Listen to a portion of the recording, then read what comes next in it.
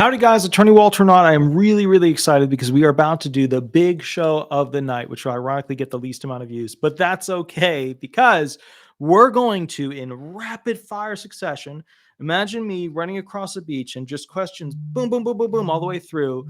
You can hear it buzzing already. Answer questions. Please remember the following, and super important: no story mode. Okay, so if you're answering something with more than 3 sentences, you have entered what's called the story mode box. It's got ribbon on it. You ripped it off. All right. Now, with that said, when you answer, use a fake name. Let me know if you want me to answer a specific question or if you want me to run hearing questions with you. Let's get right to it. Here we go. Oh, I hit the button too late. Hold on. I gotta click the thing. Oh no, everything's gone to hell. I gotta get my face in front of it so it knows it's me and not Shadow. There we go. All right, here we go.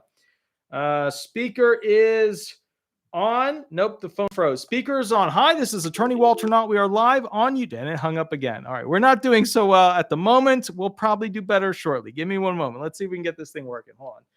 Oh no. Oh no, I can't even log into it now. All right, here we go. Okay, excellent. And going into speaker mode and perfect. Hi, this is Attorney Walter Hnot. We are live on YouTube. Remember to use a fake name throughout this process. Would you like me to answer a specific question or would you like me to run hearing questions with you? Go ahead. I would like to run a chain of questions, please, sir. Hello, Perfect. my name is Jack. Excellent, Jack. Walk me through. How can I help you? I live in Germany, and I'm having some issues with Social Security because I have to go through the consulate.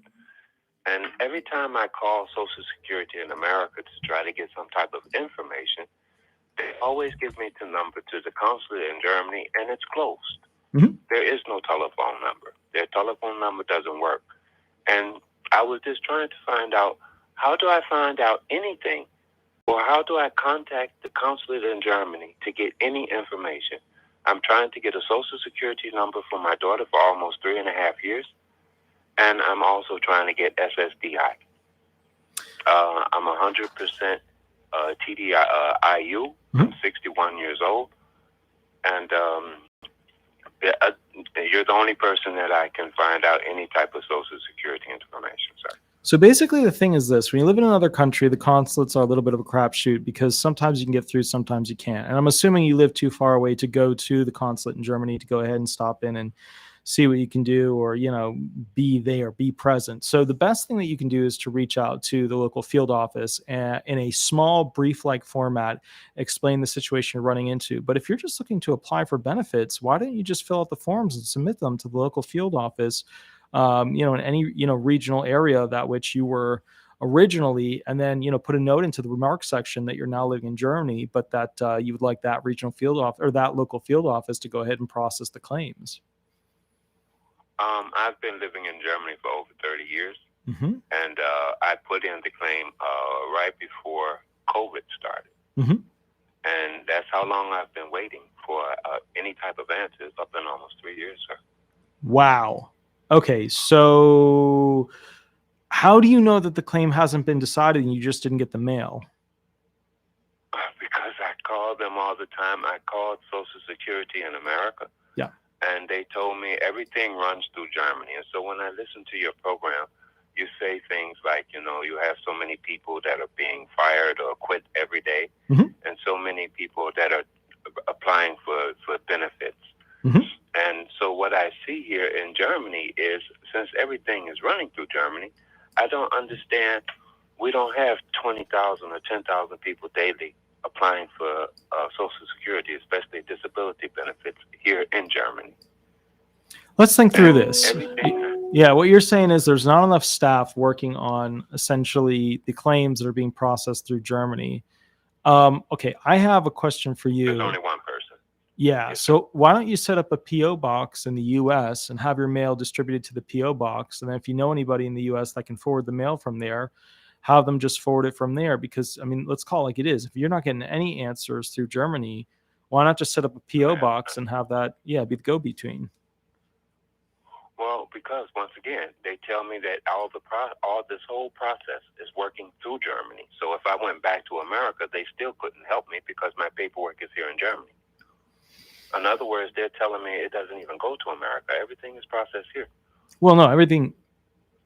You're saying that they have an SSA rep and a DDS rep and a DDS manager all sitting in Germany working at the consulate to process your paperwork there. Sir, apparently, you asked me to say yes to their question or no, but when I call SSD in America, I ask the same question. That's an interesting. They tell me it's all in Germany. Yeah, I mean, I don't know the answer as to whether or not they have those personnel in Germany, but I'm almost certain that the processing aspect of it is being done in America. They might have, so as well. Yeah, they might have a crew, but I don't think the crew is doing full adjudications in Germany at the consulate. It just wouldn't be efficient, and you'd get really weird decisions because we're talking about teams in every nation. I don't see that. I think realistically. Let me explain one more thing. Yeah. When Obama was the president, apparently there was some type of agreement between Germany and America that my time worked in Germany counts to my time worked in America. Yeah. As a matter of fact, I had to download the paperwork, and I also found out that Germany is actually a Commonwealth of America.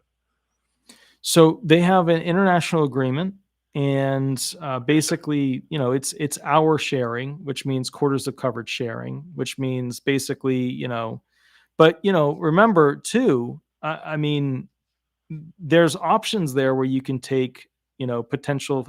Well, that brings up a good question. If you've lived in Germany that long, I mean, you said 30 years, right? Yes. So why aren't you, and if you're still currently there, tapping into Germany's disability benefits? I am a German. I am retired because of unemployability.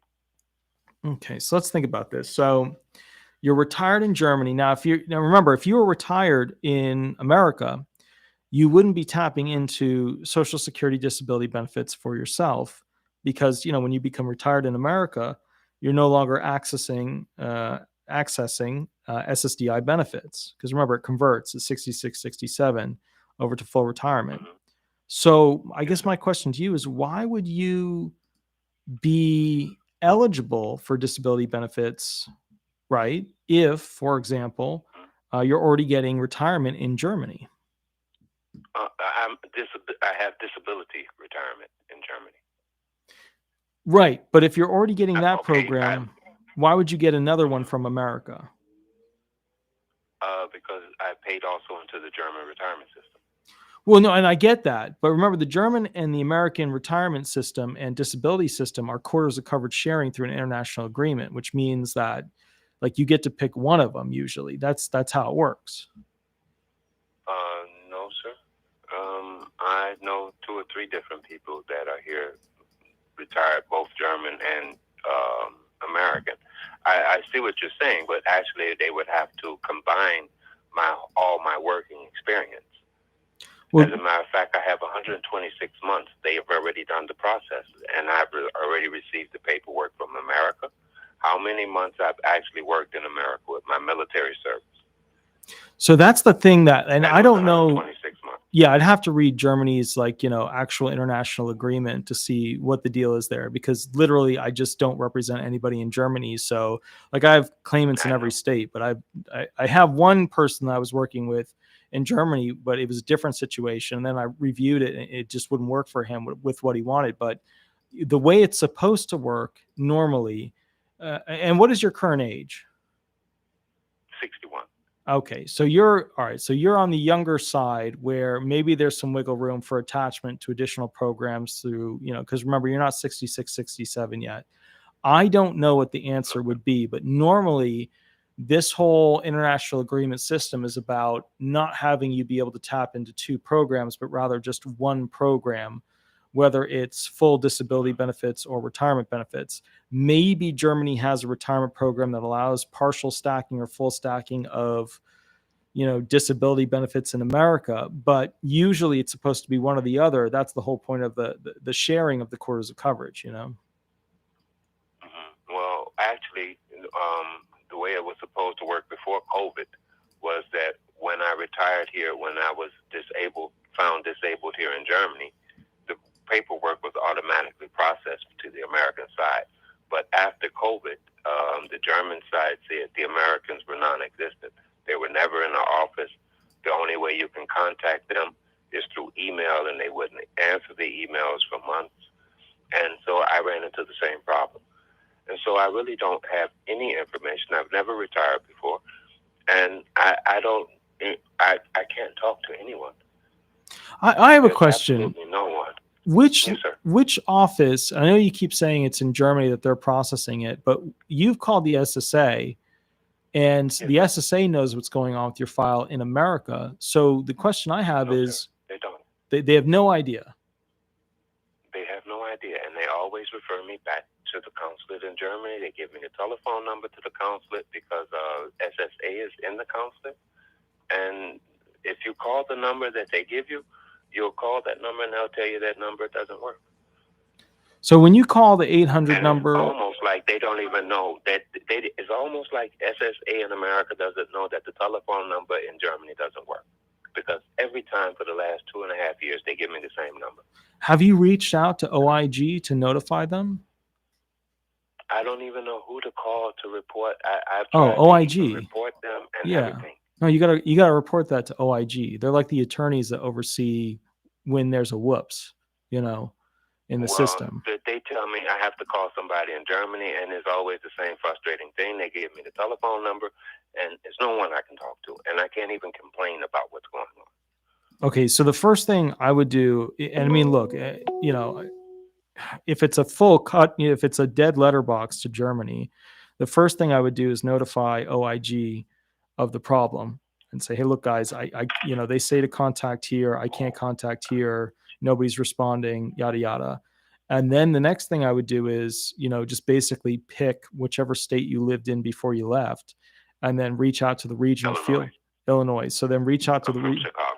Okay, cool. Yeah. Reach out to the regional field office of the SSA there and ask for a status update on the claim, since you're not able to reach one from Germany. But man, I gotta be honest with you. If nobody knows at the SSA what's going on, then, and they say call Germany, then your file is probably sitting somewhere in, a computer that, they don't know what to do with. Because I mean, if you filed that many years ago and nothing's happened, then you're going to run into, and again, I don't know, you're 61 years old, what programs are available to you as a shared system through the international agreement with Germany.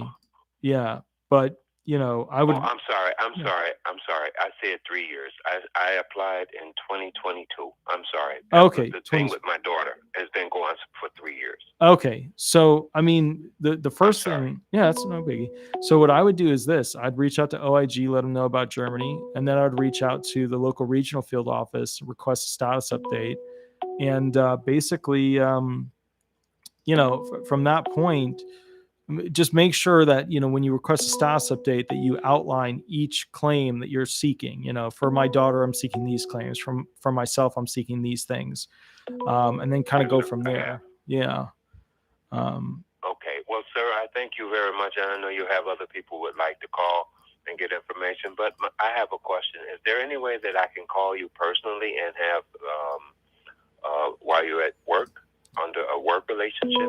Yeah. So basically what I try to do is, I get overloaded during the week at this point, because there's so many people that call in. Give me a call during the week. I'll see if I can kind of catch up with you with a quick phone call, or maybe you can give me a status update, but prep that letter, prep your motion to OIG, prep your motion to the regional field office, and basically, and then also make sure you submitted the correct forms, because a lot of people, they're like, I submitted this form and this form, and then I'm like, well, that's not the complete package. So it goes to a person at the local field office, and it just sits there, and you get basically, like 60 days to go ahead and complete the package before they kill it. So it's one of those. Okay, I got the whole package from the consulate. They sent me the whole packet. It was about maybe a pound. There was so much paperwork in there, like 5 different stapled different questions. They asked me about my finance, my medical, different questions, my banking, and medical history and stuff like that. Now I have to send it all back. I have it through registered mail, through the post office, the German post office, and so that's all completed. Excellent. But like I said, I can't get any information at all, and we don't have 10,000 people daily come here. We don't have 1,000 people a month leaving. We don't have it here. We only have one person that's been doing this job for 30 years. You know, it's a tough situation because you are in competition with all the Americans. You're in competition with all the immigrants, with all the refugees, and I'm sorry to hear that about Germany. And to be fair, because they are losing 1,000 employees every single month, they A, may not know that this is going on, and B, may not have a fix for it, even if they do. Yes, sir. You know. But as I said, there are many Americans here that are retired from Germans that have worked here 20 years or 25 years at a German, reach their retirement age, and they get some are retired from the military and plus 67 years old and get their American retirement. I'll have to read into it. Let's do a video on it. That way, basically, you know, we can outline all the different benefits available upon completion. Because, you know, military makes sense because that's always separate and stackable. But, you know, let's do a video on it. See, because, you know, the crazy thing, too, is that all these different countries have different international agreements for the most part. Yes, they do. And the weird thing is, even possessions of the United States have different agreements. So, like, if you look at the SSI benefits that somebody from Puerto Rico versus somebody from the U.S. Virgin Islands versus somebody from the Samoan Islands, they all have a different agreement. Like some of our possessions, you can't get SSI. So, yeah. Even in France, you can't get it. Yeah. So because some of my friends moved to France, and they at my age they can't even. The 10 years that they lived or worked in France are not accounted to their time in America. Gotcha. Well, I tell you what, good sir, give me a call and we'll go from there, you know? Yes, sir. And I will call you whenever you tell me it's a good time. Tomorrow, during what time? Remember, we have a 6-hour time difference. Right now it's 3:30 in the morning. So, oh, wow. Yeah. So I would say Fridays, let's do next Tuesday because I'm overloaded through the rest of the week, and I'm going to use this. Yes, yeah, I'm going to use the holiday this weekend, the Memorial Day, to kind of catch up. But let's do this. Give me a call next Tuesday, and then just any time between the normal Eastern Standard Time, 9 through 5 kind of gig. Keep in mind, I'm sometimes in hearings, so if you get somebody else, just let them know to shoot me a text message to give you a call back. Yes, sir. I'll be through that, and I thank you very much, sir. Absolutely. Thank you very much. You have a wonderful night, good sir. All right. You too. Bye-bye. Thank you. Bye-bye. Bye-bye. Ciao. Wow, I should have said how to have a good morning because it's 3 a.m. there, which is just wow, you know. Okay, guys, let's go ahead and take the next call. Here we go. Hi, this is Attorney Walter Hnot, Disability Resolution PA. Remember to use a fake name throughout this process. Would you like me to answer a specific question, or would you like me to go ahead and run hearing questions with you? Just a specific question. Perfect. Go ahead. I was wondering if you had a video or if you could make one that would explain what the Zelby settlement was in the 90s. I don't have a video on that. Okay, so here's what I would do. If you want me to make a video, send me 5 questions that you would like me to answer specifically about the settlement, and then I can do a video on it. It won't be this week, it won't be next week, but like I can do a video where I go and like answer each question and then how it's applicable to people kind of deal. But if you can shoot me an email with 5 questions, I'll totally do it. All right, sir. Thank you so much. And you have a good evening. You as well, good sir. Thank you so much. Bye-bye. Bye-bye. So guys, what I want to do that's a little bit different today is I now want to go to the chat section and answer a chat section question. Also, April Galton, who sent me the super cool NES controller, $5 donation, which I super appreciate. April Galton, thank you. If there's a question that you have, and I can answer a question in the chat section, pop that question up there real quick, and I'll go ahead and answer it. Also, Dorothy Hawkins, thank you for the $3 donation. I super duper appreciate it. Love the little rock sign. Very cool. Let's see if there's any questions. Let me see. I'm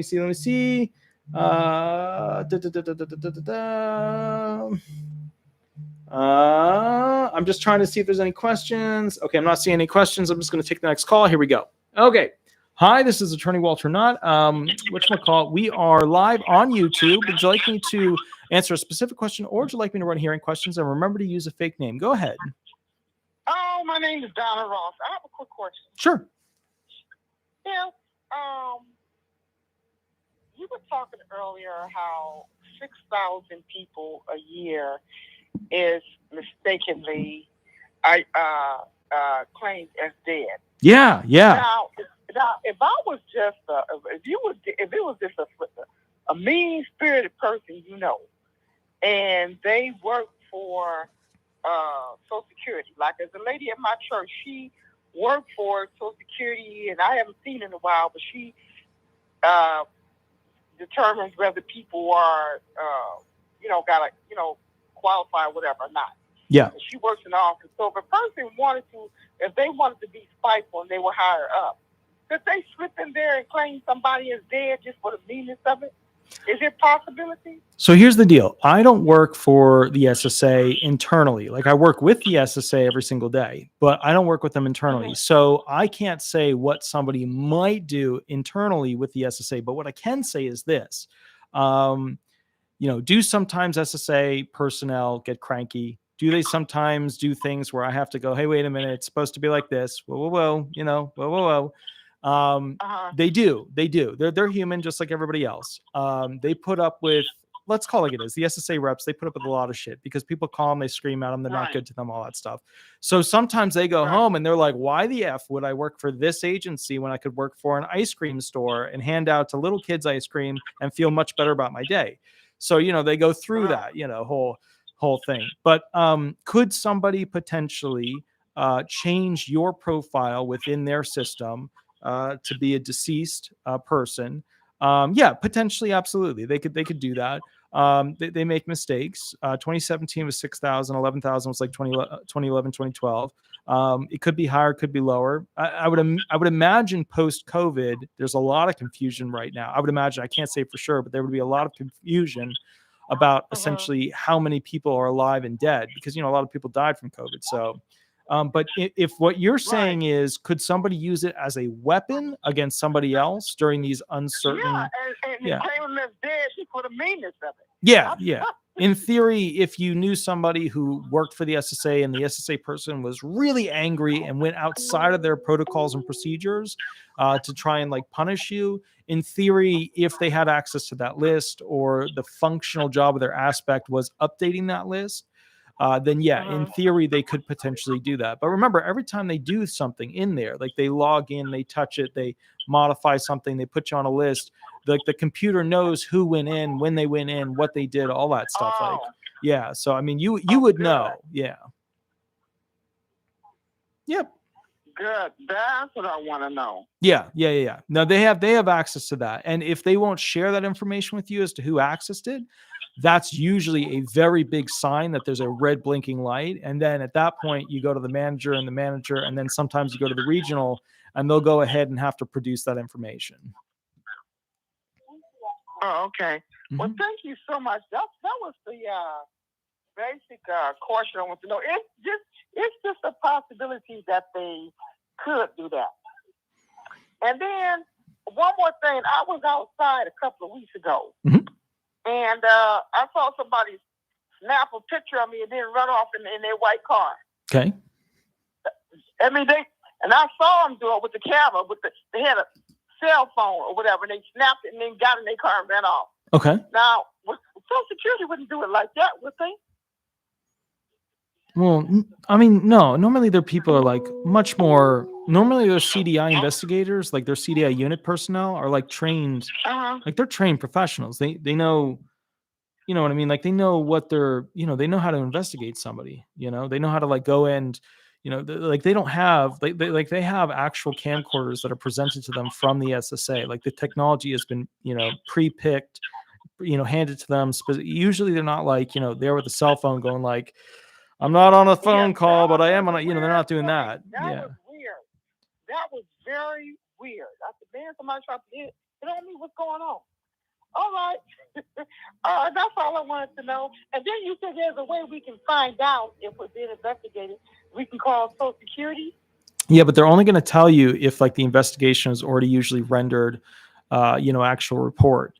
So what I would say is this, even when you call them and you ask them, take it at limited value. You know what I mean? Take it at not full value, because they still could potentially go ahead and feed you incorrect information, or that what they would say to you is, we can't, go ahead and give any comment on that right now. And when they say that they can't give any comment on that right now, that could be, it's not always, but it could be potentially a trigger to say, hey, something is going on there.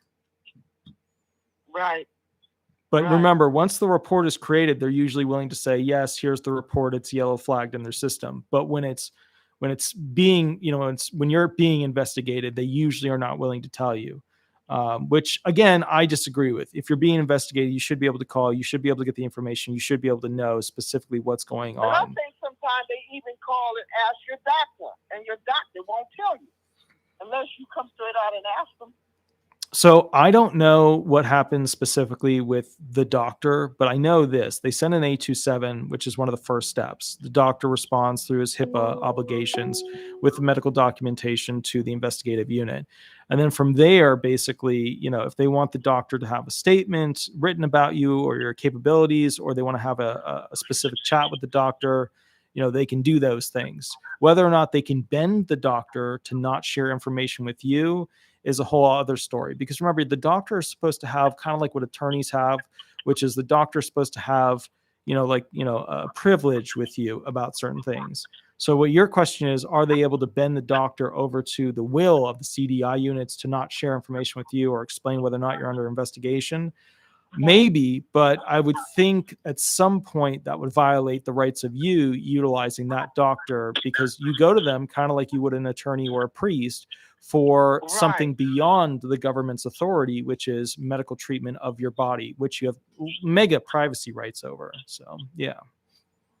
Okay, well, I was just wondering. Thank you. Absolutely. So many questions. Absolutely. Have a great day. You too. Have a wonderful night. I'll catch you later. Bye-bye. Bye-bye. Bye-bye. Perfect. Let me see if there's a question in the chat section over here. Let me see. Also, super duper thank you to Shirley. Thank you, thank you, thank you. Excellent, excellent, excellent. Very good. Let me see if there's a question here. Yeah. Okay, so please share what is the formula of what happens to my SSDI benefits if I sell my home or cash in my life insurance. So you have to see if the way you sold your home or the way that you're cashing out your life insurance, whether or not it is accountable income against you and essentially is over SGA for that month. If it's not, then you're cool. If it is, then basically you'll lose 1 month's benefits. Then that cash goes into a resource and won't affect you for SSDI benefits. Here we go. Hi, this is Attorney Walter Hnot, Disability Resolution PA. How can I help you? Go ahead. Hey, I have a question for you. Sure. I applied for disability a couple of years ago in California. Mm-hmm. I got denied 3 times, and then I had a fourth hearing. It was a phone hearing with the judge. Mm-hmm. But it's been 9 months since I've been waiting on the decision. I've since moved to Iowa, and I told them at my local Social Security Administration my new address. Mm-hmm. I was wondering if that was normal to wait for 9 months for a decision. From an ALJ? No. Okay, so here's the deal. The fast ALJs are 2 months. The average ALJs are 3 to 4 months. The slow ALJs are 7 to 8 months. 9 months, usually there's a snag. Like I've had ALJs take 15 to 20 months to make a decision because they just keep I don't know what it is. They just keep pushing it back, pushing it back, pushing it back. My rule of thumb is this. After the 5th month, I send a written notice to them saying, hey, just checking in. Hope all is well. What's the deal? Then after the 7th month, I do a phone call into the, to the clerk and say, hey, we're waiting. We haven't gotten it. What's the deal? And the reason why I do that is because you want to be very polite, like you're approaching royalty almost, because they're in a very fragile area with your claim, because they can decide your claim in a very positive way. They can decide your claim in a very negative way if you push them. So the last thing you want to do at that part of everything is call them up and say, hey, where's my claim at? Why don't you make a decision? Blah, blah, blah. Right. You don't want to do that. So just be super polite, but you are at that point where you should call the hearing office, ask to speak with the clerk or the judge, and politely say, hey, I'm just checking in. Do you need anything from me? Can I help in any way? Yeah. Thank goodness, I have a lawyer that represented me in California, and she informed me that once I left the state that she could no longer represent me.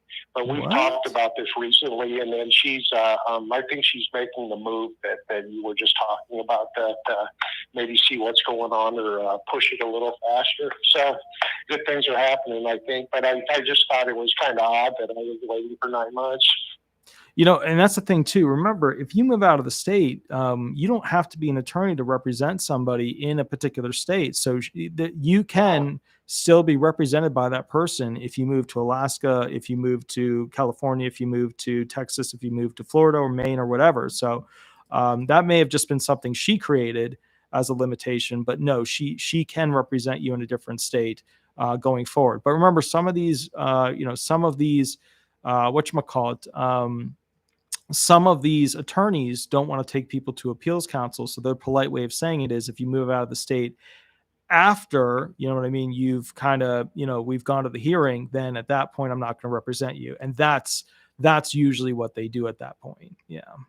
Well, I used a nonprofit, so there's no money involved. They actually took my case for free just because of my situation. I'm kind of a wackadoo. That's my term for myself. But it's just I've always had trouble holding jobs and stuff like that. So I ended up being a homeless a lot of the time. And the reason I moved back to Iowa is because I was lucky enough to get a Section 8 housing voucher, and it was just a good time to come back, but there's no money involved. I don't know why she would have said that, but she's been pretty honest about it. And she's actually, I talked to her last week, and they're still going to give me that little bit of nudge and help to see what's going on, and good times. Good. Well, excellent. Good, sir. Sounds good. I will catch you a little bit later, and you have a wonderful night, and hopefully everything will work out, and that judge will get that decision out shortly, I hope so. Thank you. Thank you, good sir. Bye-bye. Bye. Okay, guys, let me see if there's a question in the comments section. Let me scroll. Another donation. Oh, thank you for the donation. Faith Moore for the 99-cent donation with the very cool little buildings there. Very cool. Also, another 99-cent donation from Shirley. Super duper appreciate it. Very, very cool. Let me see if there's a question here. Let's see. Artie, what are the special rules for the legally blind, if any, as far as required credits to be considered for disability benefits? Is it 20 credits earned in the past 10 years or something different? So yeah, that rule still holds, but it's actually different. So you get more years extended forward for each quarter of coverage that you earn. So like every quarter of coverage that you earn, it sends the date that you are covered way into the future. But I'll do a whole video on that. But the reason they do that is, and I don't know if you realize this, but you're allowed to actually earn more as a result of the blindness situation. Because remember, the way disability looks at it is you're either physically disabled, mentally disabled, or blind. Like there's 3 categories. Blind is like its own category because they look at blindness as like, I guess, the ultimate disabling condition. Because it's, if you're found blind, there's other little benefit. You know what? I'll do a video on that. All the video on that. All the little cool caveats and accommodations that a person being found blind will receive as a result of, the disability program. So that's a really good question. I'll do a video specifically on that. That'll be good. All right, guys. So here's the deal. I am starting to get super duper tired. I'm going to go ahead and take one more call. Let me see if I can find somebody on here who already called, because the phone's not ringing. Usually it just keeps ringing. Let me go ahead and oh goodness. Okay, so there's a ton of people on here. Let's just pick this one real quick, and we're gonna call this person and see if we can get through. All right, let's go. And it's ringing, and here we go. Hi, this is Attorney Walter Hnot. We are live on YouTube. Remember to use a fake name throughout this process. Would you like me to answer a specific question, or would you like me to go ahead and run hearing questions with you? Go ahead. Specific question. My name is Don, and hi. Howdy. So, hey.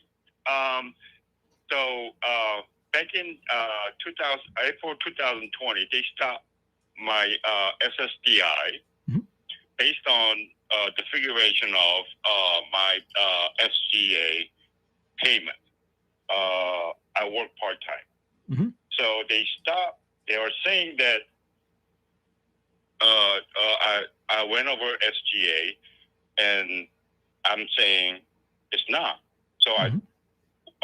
When they actually saying this back in February 22, I went to see the person in Social Security office, and then I told them, "Hey, your figuration is wrong."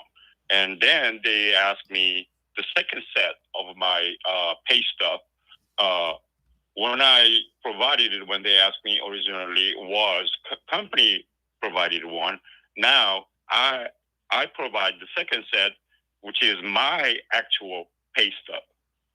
So anyway, even though I responded within a time, mm-hmm. and they stopped my SSDI payments, and that went along like 14 months, and then now I received a letter saying that they're going to stop my SSDI period. I'm talking about Medicare.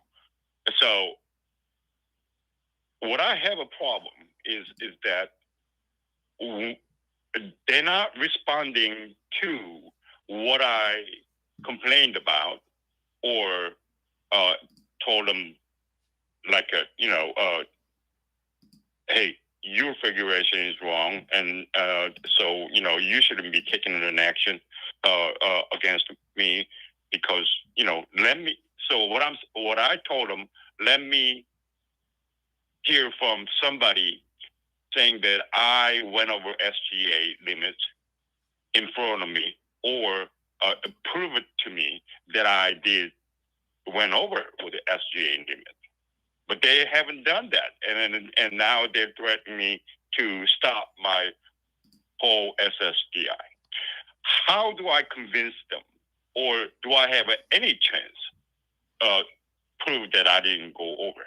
Okay, so when it gets kind of late at night, my brain is a little bit sloshy, but let me just have you summarize that. Oh, yes, sir. Yeah, so basically, just to understand, they claim that you had too much in earnings, and as a result, they cut off your SSDI benefits. Like 14 months went by where you were arguing that they shouldn't have been cut off, but they're still claiming that even now, that you had too much earnings. And so you're saying, how do I prove that I'm not having too much earnings, right? Right. Okay. Now, did they claim that you were having, whatchamacallit, did they claim that you were having too much earnings as self-employment or as an employee from basic? As an employee. As an employee. Okay, cool. So, okay, so that means that they have from somewhere income from a company that you were earning too much. So which well, we don't have to say what company it was, but have you collected the pay stubs for all the months, and has that, and you're saying it hasn't satisfied the SSA at this point, right? Right. This is the only one job that I have, Mm-hmm. because it's just not enough. Social Security or SSDI payments, it's just not enough. It doesn't even cover my rent. So I have to do something. And then I found it out. I didn't know that in the beginning, but I found it out. I can work for a certain amount of income, which was SGA, and they were saying, when I provide what they're asking me about, like income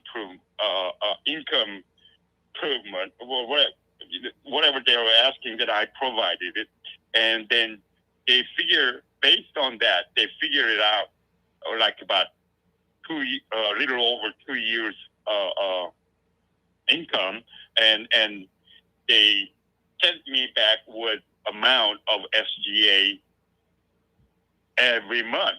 Mm-hmm. By every month, and then they were all wrong. Actually, none of the months they figured it out, Mm-hmm. was right. Okay. And then I immediately went over there. I went over to the office and then told them, "Hey, your figuration is wrong." And then what is, how did you get these numbers?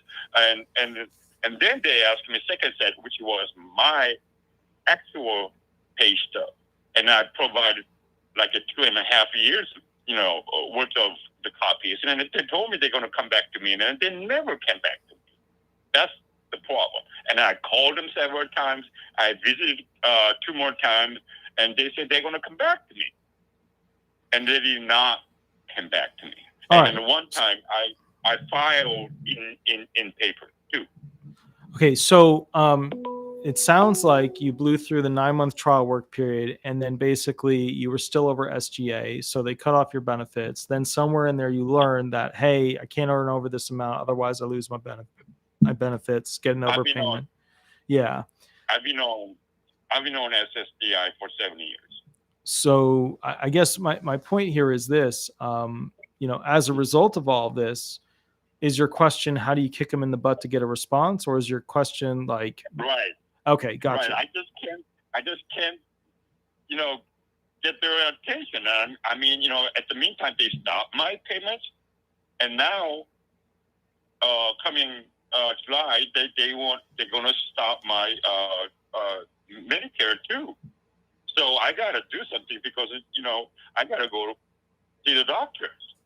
Okay, so at this point, you've got to reach out to the regional field office. You have to basically figure out exactly where the claim is at and find out who the local person is that's dealing with it and get their extension number.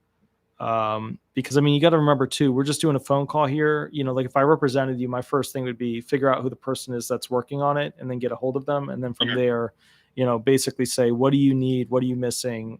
Where are we at? So, if you really want to do this, go call the local field office and the regional field office if you can't get the extension number for the person who's actually working on the overpayment of the claim. And then, because you don't even know if they've mailed something and you didn't get it, or if they're waiting for something because they haven't gotten back to you. So you've just got to call in. Well, I found it out. Yeah. Say it again. Sorry, I found it out. They have copies of that I provide, which is pay stub. They have it in their computer. I asked them if they see it. They said, yeah. Yeah, but that doesn't mean they're rendering a decision or even working on it. That just means they have it in their system.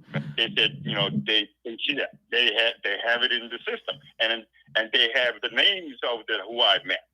Mm-hmm. So your next thing is you got to get the extension number of the person who's actually working on it, because if you don't have that and it's just sitting there. How do I ask for it? Oh, it's easy. You just call in. Working on it. Yeah, you call in, say, hi, I'm so-and-so. Here's my social. I need the extension of the person who's working on my overpayment / removal benefits as a result of the SGA violation. And then they'll give you the extension number of the person.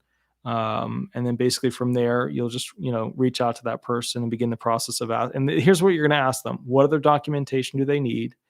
What, part of the process is their review currently at? And is there anything that you can do to go ahead and speed up the process? Got it. So the final, I'd like to ask you, if I prove them that I did not go over SGA limit, do I get the money back? Yeah. Then you'll be able to. Yeah. Then there won't be an overpayment. So you'd be due the funds. Yeah. And the second one is that I cannot afford to hire a lawyer, but can I sue them? Yeah, you could, but you're not gonna have to go that far with those. The overpayment, if there was no overpayment, they'll go ahead and pay it back to you. Right. And attorneys won't even take these claims. So that's the other thing too. Like, I don't know any attorney. I was one of the last ones that took the claims specifically for, overpayments. I don't even take them anymore. Like I did one recently over the past 3 months, but with a lot of these situations, some people, like, not only did they have the notice, but they responded to the SSA that they knew. And, basically now they're just trying to get a break. So it's just a negotiation deal. But the point is, like, you know, attorneys, we just don't take it anymore because we literally lose money on every single one of those types of claims.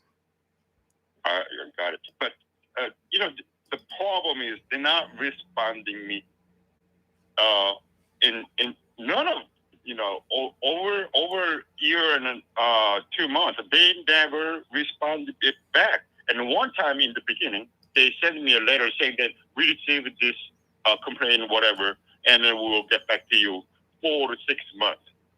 And then I waited for that one, and they did not. So I called them, and hey, I got this letter, and I didn't get the response. And they said, okay, you know, or I'll you know, the person I talked to say, you know, they're gonna, you know, see to it. No, I got it. And I waited for another month, and they didn't do it, and they never respond. Yeah, but remember, you're approaching this like, you know, they have to give you amazing customer service. Like, they don't have enough personnel to process stuff that came before your claim. So, you know, there are 1,000 people a month being lost. There are 25 to 30-year lows of employment. Like, you can't approach this like they're going to have to make your world magical. They're not Disney World, who's having their own problems right now. You know, like, you're going to have to keep following up. You're going to have to call them all the time. Like, it's just the way it is, you know? Yeah. So what's the best way to get their attention? The extension number. Go get the extension number of the person. If they can't do it, if they can't get it done, go to the regional office. Actually working on. Yeah, regional office will kick the claim over to the field office, get them to go. But let me take another call, good sir. I will catch you a little bit later. Thank you very much Absolutely. for your help. You have a wonderful night. Wonderful night. Thank you. Bye-bye. You too. Thank you. Bye. Bye-bye. Okay, guys, I'm going to take one more call. Let me get this thing rolling real quick. Let me bring it over here. There we go. Perfect. And here we go. Hi, this is Attorney Walter Hnot. We are live on YouTube. Remember to use a fake name throughout this process. Would you like me to answer a specific question, or would you like me to run hearing questions with you? Go ahead. Oh, am I live? Yep, we are live on YouTube. Go ahead. Oh, sweet. Okay, so I've got a federal case that's stuck in pending. I know that after during COVID, a lot of the judges resigned, stepped down, however you want to call it. They didn't have a judge assigned to my case for a while. Wait, do you mean like ALJ, AC, AAJ, or district judge, or magistrate? Or do you mean like, you know, do you mean like circuit, you know, appellate judge, or it would be justice? Or do you mean like supreme, like what federal level do you mean? Well, I've done the appeal. I've done the ALJ. It's at the hearing level, at the final hearing level. I went all the way up to the hearing level. Is that what you're asking me? So, okay, because remember, there's a lot of federal judges above the hearing level. So did you have a hearing so far? Yes. Okay, and now you're appealing after the hearing. Yes, and they accepted the appeal. Okay, cool. So you're at appeals council. So we're talking about AAJs. So that takes anywhere from like 9 months to like 18 months. And it's going to sit pending because remember, you have to submit the brief, make your arguments, submit additional medical documentation, update your arguments, and then they'll communicate with the attorney as to, you know, basically what they like, what they don't like. Is there negotiation? Are they going to move the alleged onset date? Are they going to remand it back to the ALJ? All that kind of stuff. Okay. Now, I applied for a new state application while this federal is pending. What's my question now? So I applied for the state. Wait, what do you mean you applied for the state? Because remember, this is all like SSDI, SSI are all federal. So did you apply for a different program or did you re-up this program? Like, did you file a new disability claim? I filed a new one while this is pending. So at first I was thinking, or what they were saying to me is they wanted to combine the federal with what they keep calling the state. I don't know why. All right. So here's the new app. Yeah, you're not an appeals counsel then. You're at district court. So has your attorney filed a brief and begun the process of combining that brief with the attorneys on behalf of the commissioner of the SSA? I believe so. Okay, so let me give you some questions because this will kind of get you rolling in the right direction as to where you're at and what's going on. Because if you're at district, you're allowed to file a new SSI/SSDI claim in the federal SSA docket system. But your claim right now is outside of the federal SSA docket system, and it's in the traditional federal court system above the SSA, which means that your hearing was like a trial. You went to appeals council, got another denial, and then you appealed it to the district court level. And at the district court level, you're now outside of essentially the SSA docket, and you're now into the big federal court docket where they have the really big courtrooms. And so bottom line is, as a result of that, you can file new claims for disability benefits because your old claim is now a lawsuit against the commissioner of the SSA, while your new claims are just like regular filings for disability. So, Got it. Yeah. So, those claims, here's what you want to ask your current attorney who's basically writing the brief. Have they submitted the brief and then worked with the attorneys on behalf of the commissioner to consolidate a brief together? Has the judge ruled on that in any way? Do they have to submit any additional arguments? Are they going to be brought in for? Oh, go ahead. Yeah. I guess there's summary judgment. They're just waiting. We motioned for summary judgment, and then it says something in agreement, for summary judgment. Well, you did more than summary judgment because you don't lay it all on summary judgment. Yeah, it's like docket number 20. It's been going on for a long time.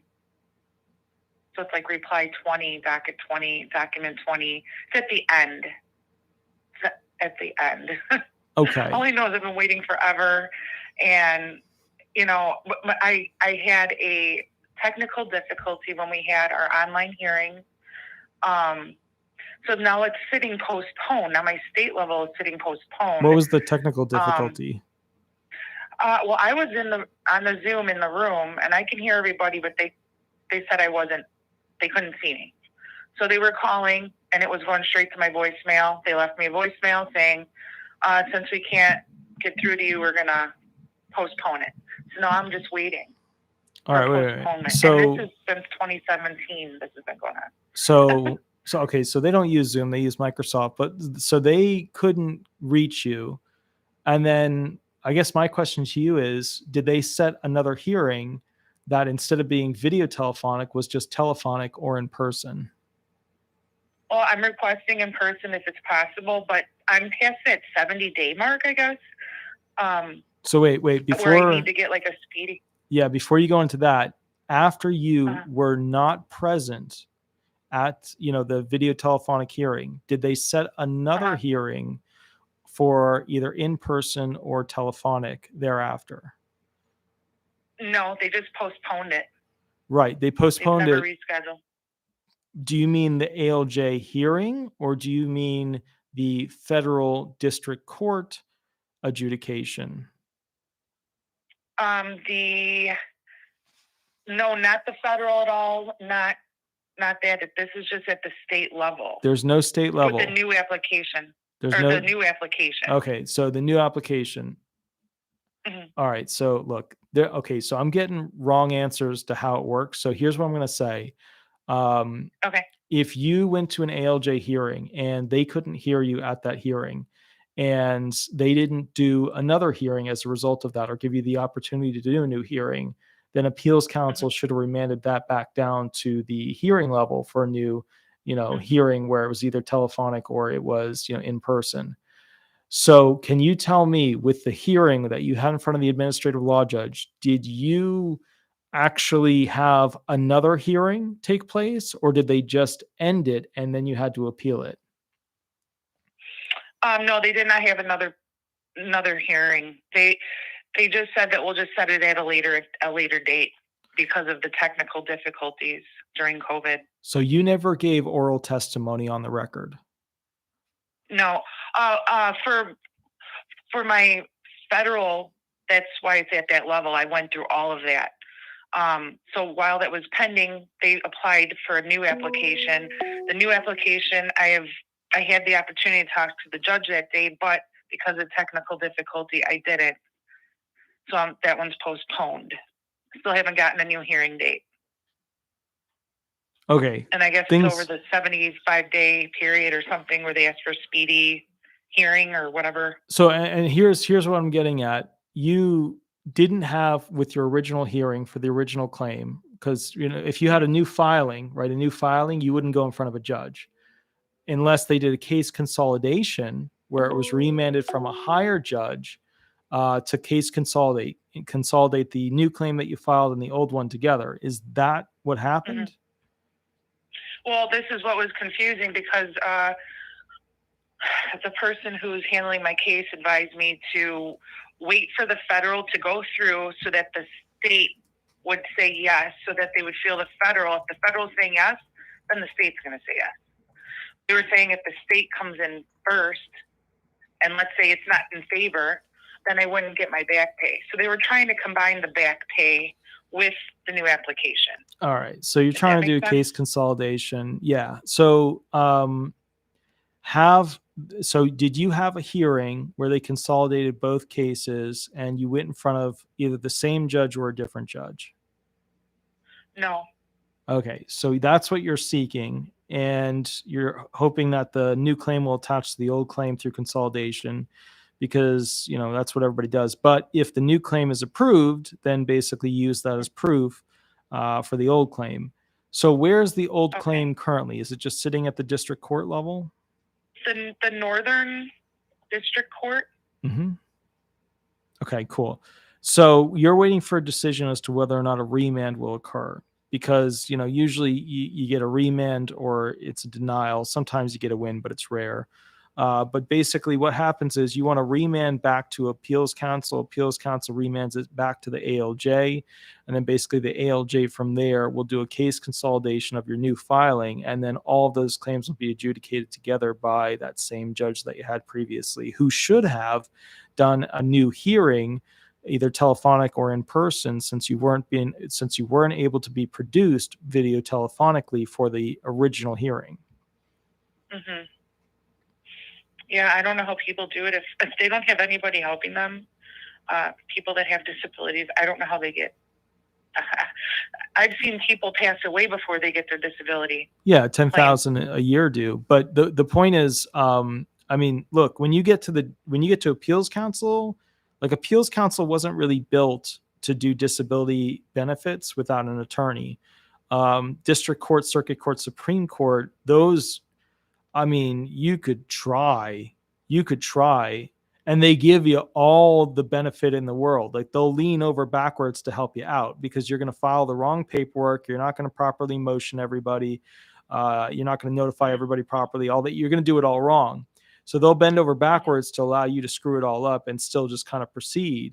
But it's not built for people to go into, appeals council, district circuit, or Supreme Court of the United States without an attorney, because it's just too complex. There's too many things you have to do. Right. So what I would say is I do have an attorney. Yeah. Oh yeah, of course you do. Nobody goes to district court, or almost never. There's a few people that might here and there, but everybody hasn't, because they've got to write a brief, and people don't know how to write briefs. So, all right. So what you're really asking me, just to summarize, is what are my expectations for how long this is going to take, and how do I know if a remand is likely to occur, or a win, or a denial, right? Mm-hmm. Right. And I've got definite qualifying conditions. Okay.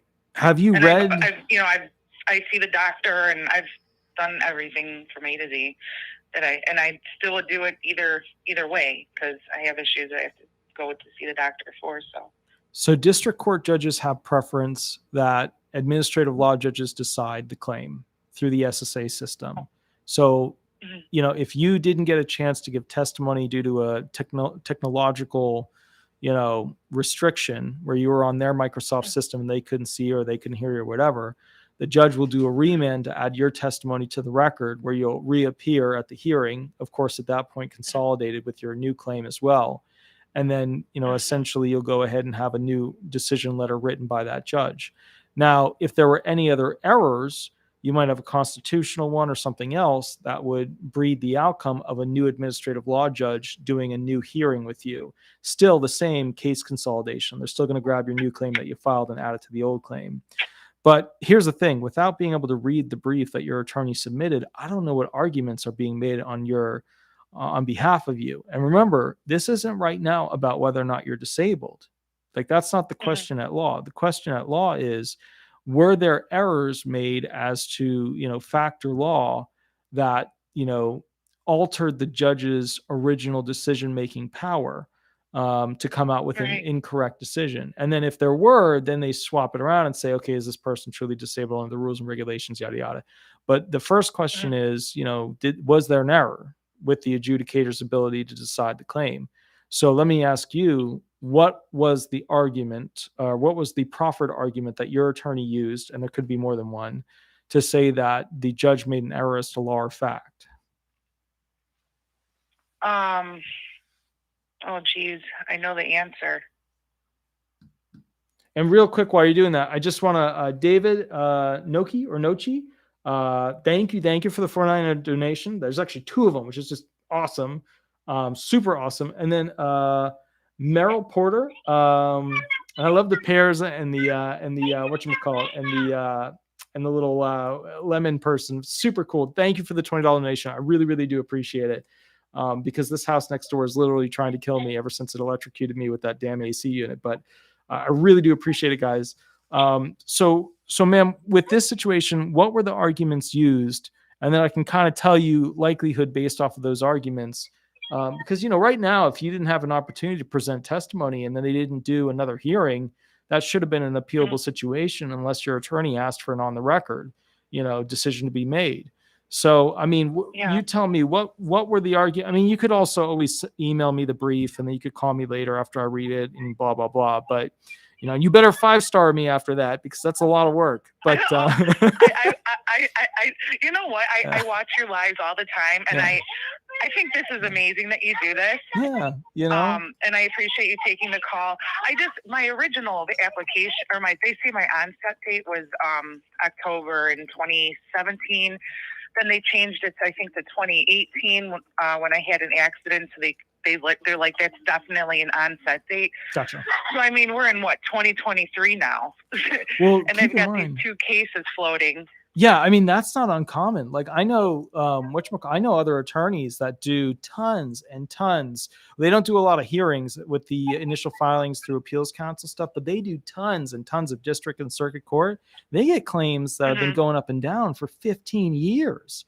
So, it's like, oh, wow. Yeah, no, like, trust me, there's claims where it's just like, oh my goodness, like, and that's where those claims are like literally decided afterwards, and then everybody's arguing over what the alleged onset date should be. And in your case, the same gig. It went from 2017 to 2018. Do you mind if I ask, what's your current age? 40. All right. So there's no 50, 55, 60 base category boost for grid out usage, which means that there's no argument there. So what your, alleged onset date is going to be, if it's amended, if any, what medical procedure was done to show severity, or what medical test showed severity of impairment, or combination of impairments that equated to a severe limitation where you couldn't work. And then they're also going to look at the last time that you worked, because the month in which you earned over SGA, they can't use that. So they'll take the month after that month as the first potential time on the record where they could say, so when was the last month of a year that you worked over the table, payroll, paying taxes? It was the beginning. It was the end of last year. Wait. Or maybe the beginning of last year. Where you earned over $1,470? In a month or a week? In a month. I might have. In that month, I didn't work very long. Okay. But in that short time, I might have, yep. All right. And I'm talking maybe $200-300 extra than what you said. I was doing dental assisting. So what I would say is this: you've got to go learn about what's called closed periods of review. because you're going to be requesting in your, in your filings a closed period of review allowance, so that it's like a bubble on the timeline. You're going to get benefits for here, but not those months when you were working, and benefits for here and not those other months when you were working. And those are closed period of review. And yours is a little bit more tricky because it's not like, they end once you start working again. They're going to reopen once you were unable to do that work. But if it's only for a really short period of time, like 1 or 2 months, you'll just notify them you're seeking a full length of time, and that basically that you were over SGA for those 2 months. Oh, okay. But I mean, your attorney will be able to work a lot of that. It's just, keep in mind, like without that brief, I don't know. And here's the thing, guys, just so you know, everybody else on the web, I just bought the most recent Sarah Bohr books. And she's the one who writes the books on appeals council arguments, 11th Circuit arguments, basically the highest level stuff that even the judges study for what's the outcome of essentially Social Security law in the industry. I'm going to go through that book for each case and do a video on each case. That way you guys start to understand the higher level law and what's allowable, what are winning, arguments, what are not winning arguments. But anyways, yeah, you got to send me the brief for me to know what's going on. And then we can always go from there, yeah. I get that brief. I know that I was informed that when you file a case when you're suing the federal government, that everything is available for the public to see. I didn't understand how that really works. No, it's not for Social Security stuff. There's limitations on what they can show from your claim. So they have to cut out a bunch of stuff, but it's not full wide open. Yeah. Okay. And then what was the other one? It was I mean, they can still see the outcome of the claim, but they have to cut out certain things. And when your attorneys file stuff, they're not supposed to have certain things in it. So it's still, but remember, you don't have to use any of like the, look it up in Westlaw or LexisNexis. You just call your attorney and they download it from the system. Yeah. So when you log on to Social Security, it says that you can get an electronic file. Oh, wait. All your information. Yeah, no, your SSA system doesn't have any of the federal district court level documentation. Remember, you're outside of the SSA system with your old claim. So like that you have like a baby program. That's like a cutesy little profile program. Like you have to go ask your attorney to log into the actual federal court docket system to grab that file. Like they don't just let anybody access that system. Okay. And how do I access the brief? I would actually have to ask my attorney. Yeah. Your attorney just goes and downloads it and emails it to you.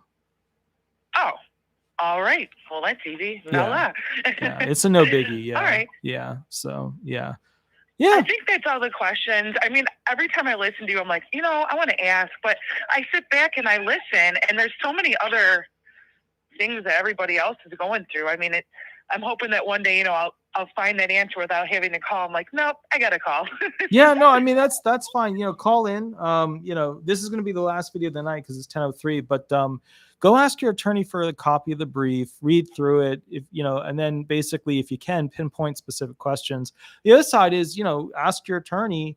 And I know why you're calling me. You're calling me because you probably asked your attorney, you didn't get an answer that you liked, or you didn't get an answer that was full. And I get that too. Like, it's just, it is what it is. But read through the brief. Now, remember, when you read through the brief, it is not going to be a pleasant. I think I just broke up. Oh, gotcha. When you read through the brief, it's not going to be a pleasant experience because these briefs are not written to be like, they're not Harry Potter books. They're like citation monsters with, giant phrasing and massive sentences and $1 million words. So they're not pleasant to read. So just expect that you're going to have to spend a week or two reading through this thing to even formulate what questions you have, Okay. Yeah. So, yeah. All right.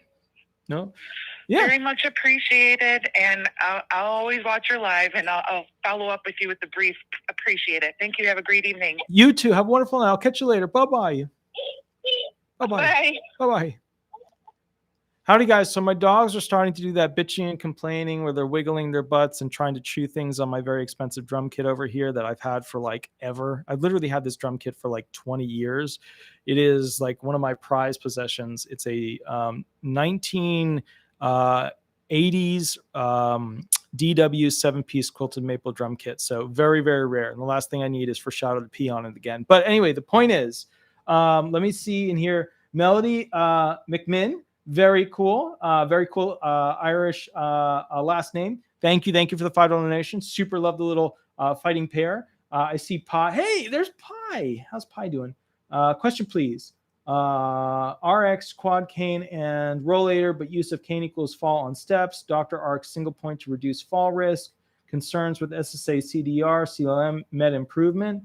Pi, just call me. Just call me. You know my number. Just give me a call. And we'll go through how to basically handle that. Because there's a lot of things you can do. There's all kinds of things that you can do to bolster any potential of a CDR issue, which is what you're really getting at there. But yes, Pi, just give me a call. We'll totally catch up. We need to catch up, and I need to send you photos of how the house is murdering me. So anyways, guys, I will catch you a little bit later. You have a wonderful, wonderful, wonderful, whatchamacallit, Melody Townsend. Howdy. There you are. I know you. Howdy. I will catch you guys a little bit later. Please take care of yourself. Let's see if there's any other questions. Okay, I have stage 4 COPD and heart failure. I have a day when I'm fine and can get out in the sun. Will they take my SSD away because I have good days? No. Stage 4 COPD. I mean, for a lot of people don't realize when you're at that point, you can barely even walk. Like the breathing is, and then even then, if you have like a panic attack kind of situation where you're afraid that you're going to fall down, like you just run out of air. You go into like freak out, I'm going to die mode. So no, that's good days and bad days.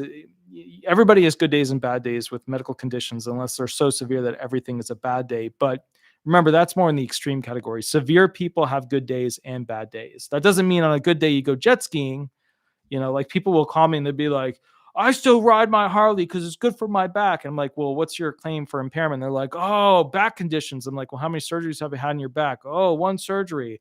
And I'm like, well, when were you found disabled? Oh, I was found disabled, 20 years ago. And I was like, okay, look, you're protected by the laws of 20 years ago, but just keep in mind, if you're still rocking around on a Harley going up to North Dakota from Florida, it doesn't look like it's a back condition that's severe. Just keep that in mind. Awesome. Very cool. I will catch you guys. Now, okay, Jay Moore just made a good statement there. I want to point this out real quick. If you can get a house, it would be great. Don't see why a house is a problem. Okay, so I thought I was making so here's the thing, guys. I want to make a real final quick comment. The reason I haven't posted a video specifically outlining how disabled people can buy houses is that they're no longer affordable for the most part in almost all states, but like 2 or 3 states where, things have come down significantly in the price due to inflation. So the only people who are on benefits who can really afford houses at this point are those individuals who are on VA benefits plus disability or retirement benefits. There are some county-based or state-based allowance mortgages where the mortgage payment is like $100, $200 a month. I guess I could still do a video on that, but that's why I have not done a video recently on how the disabled can get a rental for a home, because those programs already have massive waiting lists as they are, but it's just very, very limited. It's not like it was back in the day where there was kind of almost enough money where you can make it happen. And the thing is not the mortgage that's the killer. It's the utilities and the fixing of things. And I would always just mentally assume a disabled person would have a buddy somewhere who would come over and help them out because they're disabled. And that's what I would do. I'd help them out. But to be fair, it's the utilities and the fixing things around the house. It's a situation now. But anyways, I will catch you a little bit later. I should still do a video on the county-based allowances for, you live in the house for so long, you pay so much per month, etc. But keep in mind, those are always in high crime, areas. So just, grain of salt kind of consideration. Some people are okay with that. Some people, they want to live out in the country. So, I am a country person. I love grass fields. I love hay fields. I love cornfields, stuff like that. But, some people, they love the city or they love like areas right around the city. So, but anyways, guys, I will catch you a little bit later. You have a wonderful, wonderful night. We will go from there. And that'll be good. All right. Have fun, and I'll catch you later. Thanks so much for watching. Please remember to like, subscribe, leave a 5-star review. To all the people who donated, I super, super appreciate it. I have those house videos. I haven't had a chance to edit them because I've been working on that house, but it is coming along, and we're doing big stuff over there. I'll catch you soon, and we'll go from there. Thanks so much, guys. Bye-bye, guys. Bye-bye.